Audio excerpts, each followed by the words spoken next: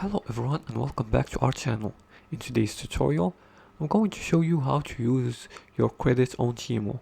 If you earn Temu credits, here's how to use it during your purchases. The first thing you want to do is to check your credits balance. And to do that, just open the Temu app on your Android or iOS device. Or if you're using your computer, you can just go to the website using your browser. After that, go to the rewards and credit section. After you log into your account, you can go to the coupons and offers, and here you'll find your current credit balance displayed. You can also shop as well by browsing the app or website and add items to carts. Let's try it here. You can just go and click on an item, choose an item, and add it to the cart.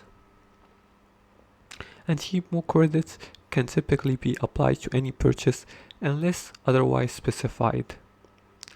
For the third step is to apply credits at checkout. When you proceed to checkout, you'll see an option to apply your Temu credit. Toggle the option and enter the amount of credits you want to use. The total price will automatically update to reflect the discount. And for the fourth and final step, just complete the payment by paying the remaining balance using your preferred payment method and enjoy your savings.